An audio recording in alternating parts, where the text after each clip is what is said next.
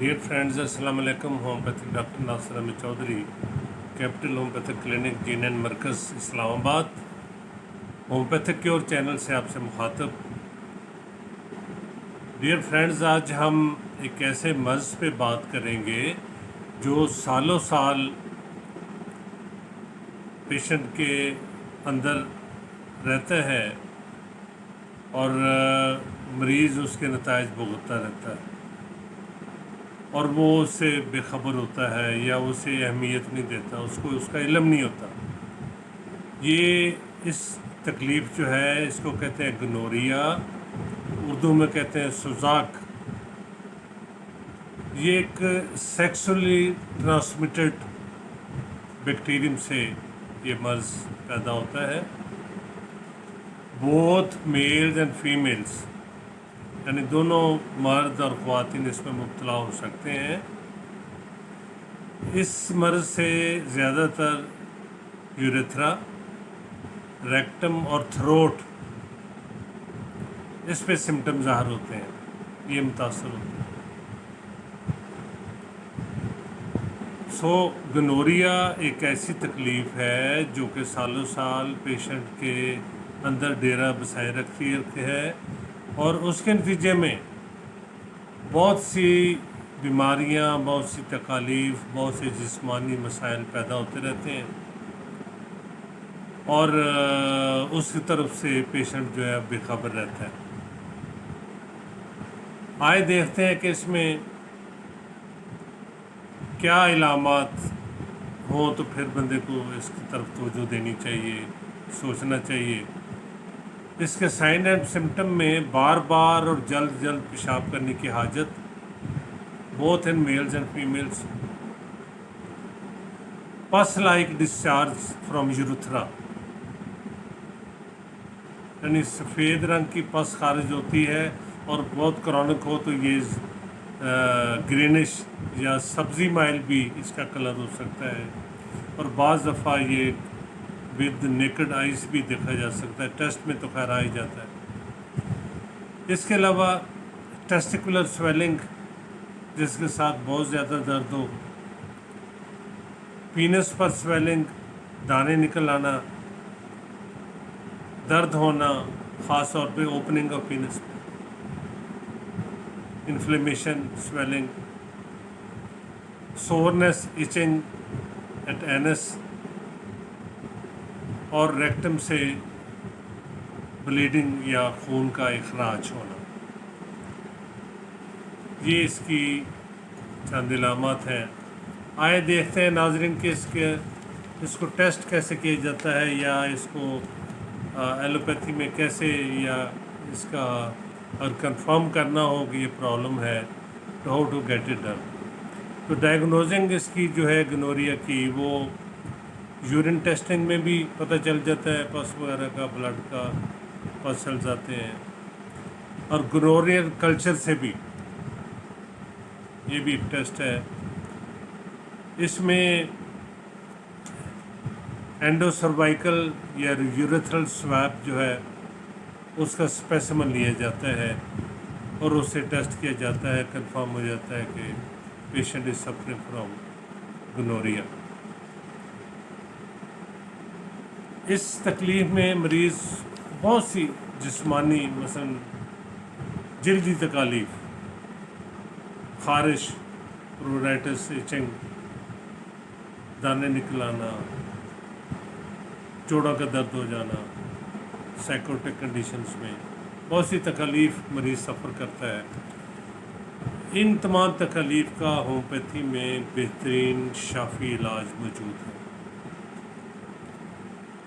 और इसमें बहुत सी मेडिसिन्स हैं, लेकिन मैं आज सिर्फ 3 इसकी जो हेड रेमेडीज़ हैं उनको जिक्र करूँगा।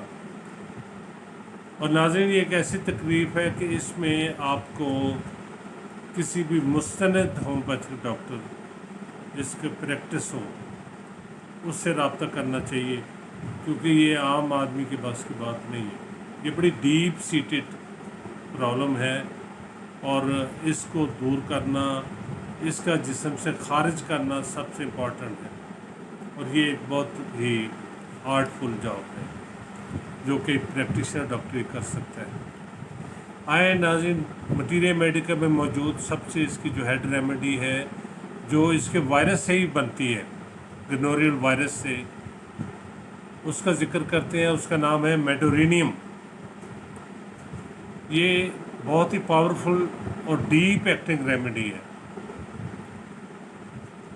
यानी बहुत पावरफुल, ताकतवर और डीप एक्टिंग मीन्स होम्योपैथी में मेडिसिन्स को दो कैटेगरीज में खसूसन डिवाइड किया जाता है, शॉर्ट एक्टिंग या deep acting. Short acting remedies जो होती हैं ना, एक्यूट स्टेजेस पे दी जाती है, जब इमीडिएटली फौरी कोई तकलीफ हो गई, जैसे एकुनाइट है, बेलाडोना है, उसको फौरी तौर पे फौरी तकलीफ हुई तो दे दिया।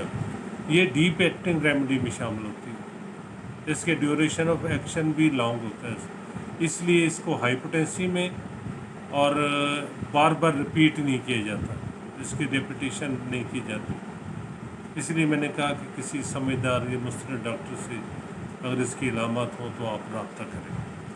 तो मेडोरेनियम बहुत डीप एक्टिंग और पावरफुल रेमेडी है। इसके मरीज़ को जो गनोरियल डिस्चार्ज है उसको रिस्टोर करना पड़ता है, यानी उसको निकालना पड़ता है। यूरेथ्राइटिस होता है, यूरेथ्रा में इन्फेक्शन, इन्फ्लेमेशन पाई जाती है। ग्लीट होता है, यानी ऐसा ज़ख्म जो यूरिनरी आर्गन्स में हो, जिससे यूटिया इन्फेक्शन में कवर होता है। और इसमें यूरेथ्रा में दुखन, दर्द पाई जाती है। प्रोस्टेट्स एनलार्ज होते हैं, पेनफुल होते हैं, पेशाब की बार बार हाजत होती है, मरीज़ को रश करके वॉशरूम जाना पड़ता है। एहतलाम भी बहुत ज़्यादा इसके मरीज़ को होता है। स्टेरिलिटी पाई जाती है, फीमेल्स में बहुत ज़्यादा कमज़ोरी होती है।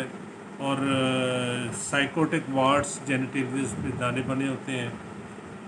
इसके अलावा मेंसेस ऑफेंसिव यानी बदबूदार, प्रोफ्यूज और डार्क कलर्ड होते हैं, फीमेल्स की बात कर रहा हूँ। लिकोरिया थिन और एसिडिक होता है, यानी लिकोरियल डिस्चार्ज होता है वो पतला और खराशदार होता है, जलनदार होता है। मेल्स में भी स्टेरिलिटी होती है और स्पर्मेटोरिया पाया जाता है, पेशाब के साथ ड्रॉप्स आते हैं, नाइट फॉल्स बहुत फ्रीक्वेंटली पाए जाते हैं। दूसरी रेमेडी जो बहुत हेड रेमेडी है इसमें होम्योपैथिक मटीरियल मेडिका में इस तकलीफ के लिए, वो एक्सरे से बनती है। एक्सरे तो आप जानते हो जनरली एक्सरे, ये इस दवाई का भी जो मेन फंक्शन होता है वो रीएस्टेब्लिश दी सप्रेस्ड गनोरिया, यानी ऐसा गनोरिया जो कि सालों से सप्रेस्ड हो, कभी कभार सर उठाता हो, मरीज़ को कुछ जल्दी तकलीफ़ हो गई, कुछ जॉइंट्स की पेन हो गई, यूरिथ्रा की तकलीफ़ हो गई, और उसके बाद फिर वो एंटीबायोटिक्स या मुख्तलिफ अद्वियात दे के उसको सप्रेस कर दिया गया हो, तो सप्रेस्ड गनोरिया को रीएस्टेब्लिश करता है। मैं इस सिलसिले में एक मरीज़ का जिक्र करना पसंद करूँगा कि मैंने एक्सरे एक पेशेंट को, जब मुझे अंदाज़ा हुआ कि इसमें मुझे शक हुआ कि गनोरियल प्रॉब्लम है, और वो आया मेरे पास स्किन प्रॉब्लम के लिए था, जल्द में तकलीफ़ है। मैंने जब उसके हालात देखे तो मुझे लगा कि ये सप्रेस्ड गनोरिया का पेशेंट है। एक्सरे 200 में उसे मैंने 2 डोजेस दी कि 2-2 घंटे के वक्त से ले ले। तो दूसरे या तीसरे दिन वो मरीज़ मेरे पास आ गया, बड़ी तकलीफ़ में था कि मेरे बार बार पेशाब आता है और पेशाब में पस और ब्लड आता है और तकलीफ़ बहुत ज़्यादा यूरिथ्रा में पाई जाती है। हालांकि मेरे पास जब वो पहले आया था इस तकलीफ़ से नहीं आया था, वो स्किन प्रॉब्लम से आया था, और स्किन प्रॉब्लम का काज जो था वो सप्रेस्ड गनोरिया था। और इस एक्सरे की मेडिसिन का काम ही रीस्टैब्लिश दी सप्रेस्ड गनोरिया है, डीप एक्टिंग है, पावरफुल रेमेडी है। तो इसने उसको गनोरिया को निकाला और उसका अखराज पॉइजन का होना शुरू हुआ और मरीज़ को तकलीफ शुरू हुई। आज चूँकि मरीज़ समझदार था, उसने मेरे क्लिनिक के शीशे नहीं तोड़े, उसे मैंने समझाया कि ये this is the solution of your problem, और उसे मैंने तसल्ली के लिए पुड़ियाँ दी, تو وہ بہرحال سمجھ گیا، اور 2-3 دن کے بعد دوبارہ آیا تو اس نے جسمانی یعنی سکن کا پرابلم اور دوسرا پرابلم دونوں میں افاقہ بتایا، تو الحمدللہ وہ مریض ایکس رے سے اور گرونیل ڈسچارج کے اخراج سے اس کی جو دیگر تکالیف تھی وہ کیور ہوئی۔ سو ایکس رے کا کام اور میڈیٹیریم کا بھی یہی کام ہے کہ یہ ری اسٹیبلش کرتی ہے گرونیل ڈسچارج کو جو ایک عرصے سے سپریسڈ ہوا ہو۔